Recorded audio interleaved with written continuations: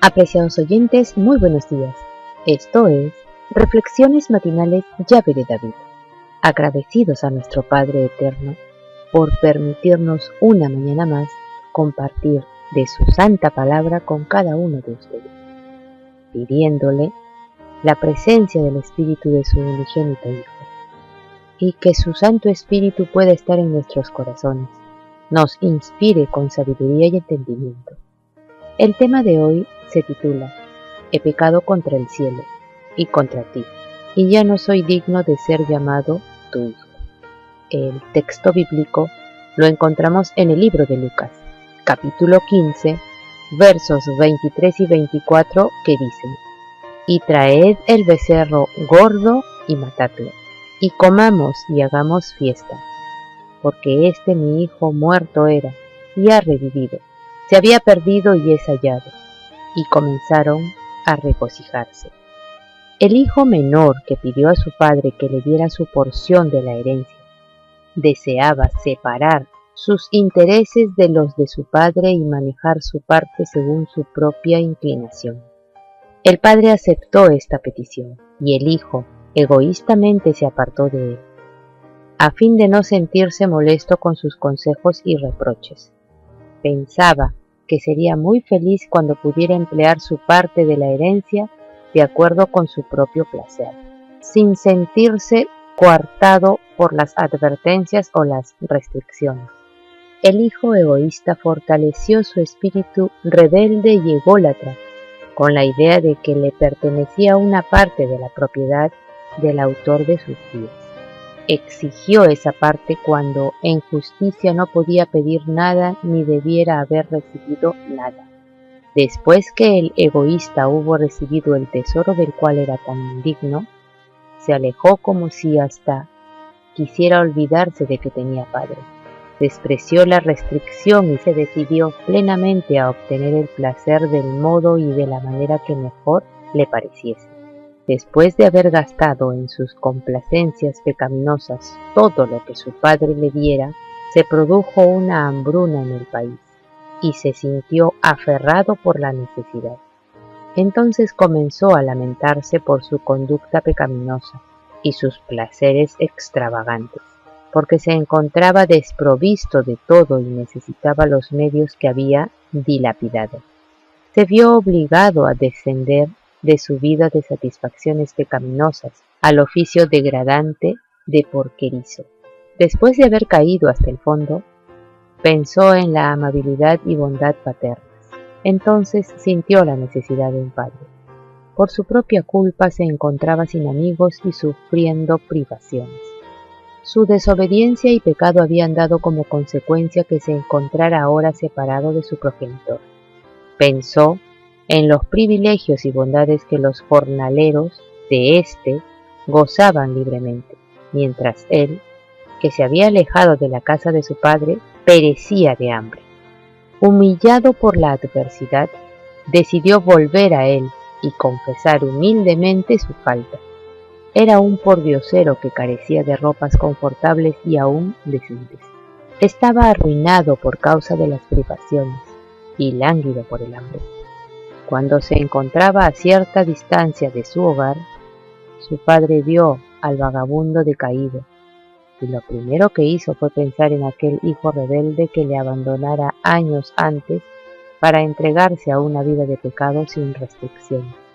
Sus sentimientos paternos se conmovieron. A pesar de todas las señales de degradación, discernió su propia imagen en el hijo. No esperó a que éste recorriera toda la distancia, sino que se apresuró a ir a su encuentro. No le dirigió reproches, sino que, con la más tierna compasión y piedad por el hecho de que a causa de su propia conducta pecaminosa se había atraído tantos sufrimientos, se apresuró a darle pruebas de su amor y de su perdón. A pesar de que su hijo estaba demacrado y su rostro indicaba claramente la vida disoluta que había llevado, a pesar de venir cubierto con los andrajos de un pordiosero y con los pies desnudos, sucios por el polvo del camino, el padre sintió la más profunda piedad cuando éste cayó postrado humildemente delante de él. No se contuvo en su dignidad, no fue exigente, no desplegó ante él la conducta errónea y pecaminosa del pasado para hacerle sentir cuánto había caído. Lo levantó y lo besó. Estrechó a su hijo rebelde contra su corazón y envolvió en su propia rica túnica su cuerpo casi desnudo. Lo abrazó contra su pecho con tanto calor y manifestó tanta piedad que si alguna vez el hijo había dudado de la bondad y amor de su padre, no podía seguir haciendo. Si era consciente de su pecado cuando decidió regresar a la casa del autor de sus días, tuvo una sensación aún más profunda de su ingrata conducta cuando se le recibió de esta manera. Su corazón, ya vencido, se quebrantó ahora debido a que comprendía que había contristado el amor de ese padre. El hijo penitente y tembloroso, que había temido mucho que se lo repudiara, no estaba preparado para tal recibimiento. Sabía que no lo merecía, y de este modo reconoció el pecado que cometiera al abandonar a su padre. He pecado contra el cielo y contra ti, y ya no soy digno de ser llamado tu hijo. Solo pedía que se le aceptara como jornalero, pero el padre pidió a sus siervos que le dieran señales especiales de respeto y que le vistieran, como si siempre hubiese sido su propio hijo obediente. Esta parábola fue dada por el Mesías para representar la manera en que nuestro Padre Celestial recibe a los errantes y arrepentidos. El Padre es aquel contra el cual se ha pecado. Sin embargo, en la compasión de su alma, lleno de piedad y perdón, se encuentra con el pródigo y le revela la gran alegría que significa para él que este su hijo, a quien creía muerto a todo afecto filial, haya llegado a ser sensible a su gran pecado y negligencia, y haya vuelto a su Padre, apreciando su amor y reconociendo sus requerimientos.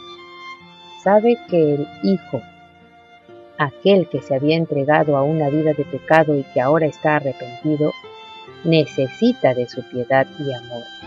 Ha sufrido, ha sentido su necesidad y viene hacia su Padre confiando en que es el único que puede suplir su gran necesidad. El regreso del hijo pródigo fue fuente de la mayor alegría. Las quejas del hijo mayor eran naturales pero incorrectas. Sin embargo, esa es frecuentemente la actitud que asumen mutuamente los hermanos. Se esfuerzan demasiado por hacer notar dónde han errado a los que se encuentran en el error y por recordarles siempre sus equivocaciones. Los que han errado necesitan piedad, ayuda, simpatía. Sufren y con frecuencia están abatidos y desalentados. Necesitan sobre todo un amplio perdón. Apreciados oyentes, que Yahweh los bendiga. Hasta mañana.